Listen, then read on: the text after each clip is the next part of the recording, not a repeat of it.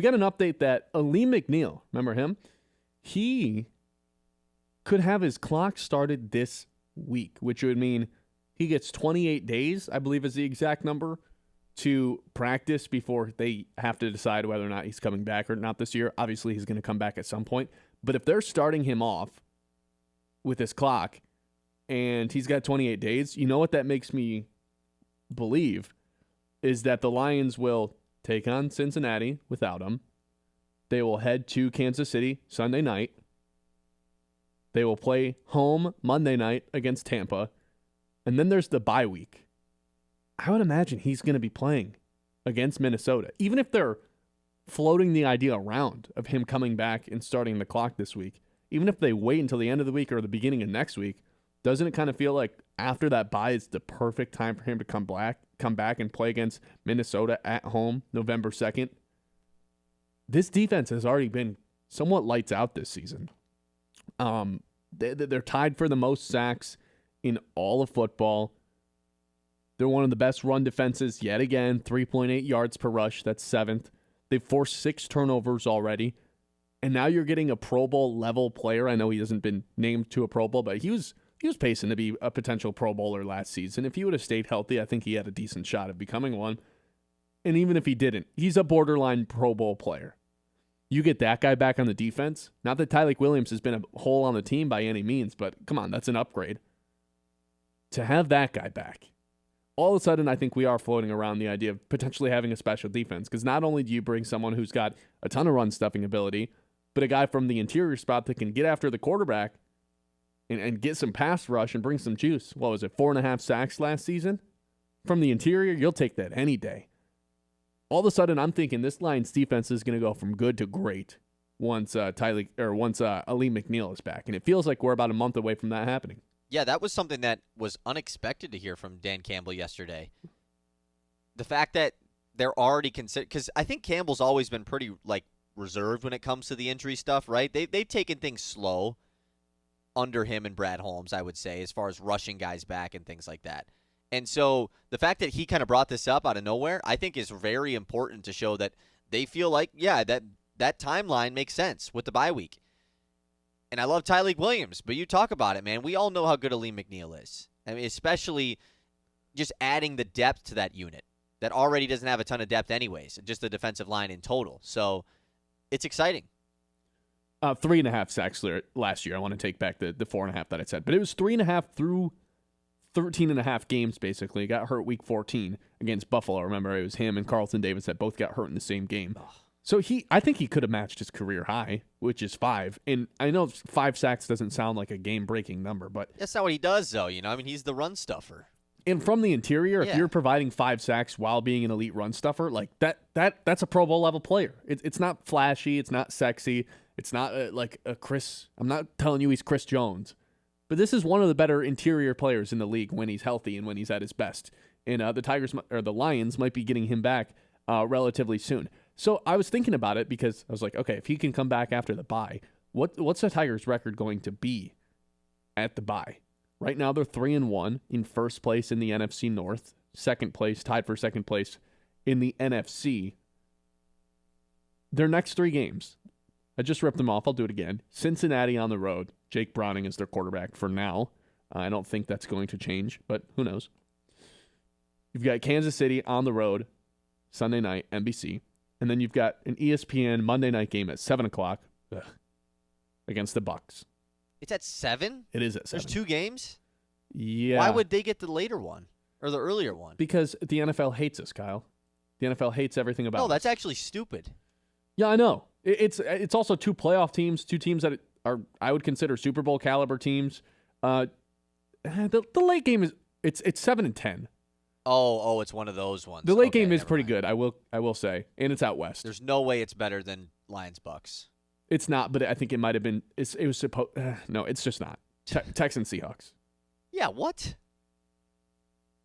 Whatever. It's fine. I'd rather play at 7 than 10. Yes, I agree. Well, I figured it was one of those 7 and 8 ones like last night. The Lions had a 7 and 8 one last year on Monday night against Seattle. Yeah, whatever. So those 3 games before the bye, Chiefs Well, Cincy this week, Chiefs next week, both on the road, and then a home game against the Buccaneers on Monday night. What do you think their record is going into the bye? I mean, I think it's just safe to play it safe and say they drop one of those, right? I think they're going to be, I think they're going to go 2-1, which would make them 5-2 going into the bye. You'll take that. For sure you'll take that. With the way that the schedule is mapped out, and this is, I mean, even coming out of the bye, they're still in the middle of that really tough stretch. It's nice that the bye is in there. But, yeah, this is a Tampa Bay team that has really played you tough. I know you beat them in the playoffs, and you beat them on the road there, but they've beaten you at home last year early in the season. They don't get blown out. They just don't. Yeah. Kansas City, that's very difficult. They're starting to heat up a little bit, and they're going to be getting healthier, like Worthy's back. They won't have Rashee Rice, which is nice. Yeah, it's the last week they won't have Rice, so the Lions kind of luck out there. If we're going reverse order, obviously we feel better about this Bengals game. You should really kill the Bengals. Yes. It's an 8.5 point spread last I saw. Yeah, which is kind of crazy.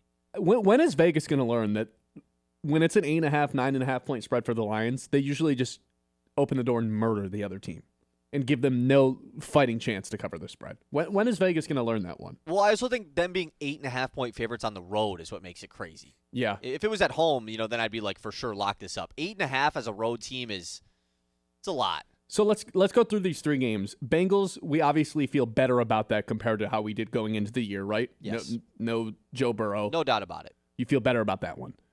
Chiefs, better, worse, or the same? Than going into the season? Yeah, I think it's the same for me. I think it's better. Just because based off of the way that the Lions looked in week 1 to now, and I know Kansas City's playing better for sure, but I'm not saying after week 1. I'm saying going into the season. I still think better. I mean, Kansas City's not as good as I thought they were going to be still, no matter how good they looked last week. Our audience isn't going to like this, but I have a philosophy. I don't pick against Mahomes at home. I just don't do it. And I think when his career's done, it served me well for 7 years. I think by the time his career's done in another 7, 8, 9 years, it'll serve me well then. I'm sorry. I'm not picking the Lions to win that game. I know they've done it before. I know they have. And I'm not saying it's impossible. I'm not saying they can't do it. I can't sit here and speak into this microphone and truthfully say that I think the Lions are going to go to Kansas City and win. I hope I'm wrong. And I've seen them do it before, and it'd be awesome to see Jared Goff go 3-0 against Mahomes. But I just can't sit here and truthfully tell you I think they're going to win that game. I think that's fine. I do think they're going to beat the Bucs, though, even though that would be the one where I think I feel worse about it. I feel worse about the Bucs than I do the Chiefs. If Baker Mayfield and the Bucs had the football at the end of the game in a one-score game, the Lions will lose. I mean, we did see this happen in a playoff Derek Barnes picked him off. That's Derek right. Barnes. This is a much different team, though. And by the time you play them, then you expect Tristan Wirfs to be back. Yep, Godwin should be better at least. Godwin will be more worked in. Evans will probably be back. He didn't go on IR, right? So yeah, probably back. They'll be much healthier. Luke Gedeke did go on IR, but the fact that Tristan Wirfs coming back is really the number one injury piece for them, and you'll just assume he's going to be back by that game. So yeah, the fact that they've had all these injuries and still managed to become 3-1 and nearly, I mean, all their games have been sketchy, but almost pulled off a crazy comeback against Philly as well. Their 2 games before the Lions game is Seattle and 49ers. I think they're not favorites against Seattle, surprisingly. You see that? I was pretty surprised by that. I haven't looked at really any of the lines this week. Seattle's favored in that one. In Seattle? Yeah. I guess that kind of makes sense. I think what, the 49ers. By 1.5, probably, just barely? I think it was 3. Oh, really? I think the 49ers kind of stink. It's probably the worst 3-1 team in the league, in my opinion. So I think they beat the 49ers. So I think they're going into there's going to be high stakes on that Monday night game. I think it's going to be 2 teams. I mean, hell, the Bucs might have a better record than the Lions by then. If they can beat Seattle. 3.5 for Seattle. Wow. If they can beat Seattle, which again Vegas says they're not going to, that's kind of a trap line, isn't it? Yeah, everyone's going to take the Bucs. I'm not even betting it. I'm already just staying away from that game. Well, let's just say they go 1-1, and it's 2 teams that are 5-2 on a Monday night. 2 teams in first place in their division. Yeah. There's going to be very high stakes. I think I feel worse about that one, but I still am picking the Lions to win that because that is.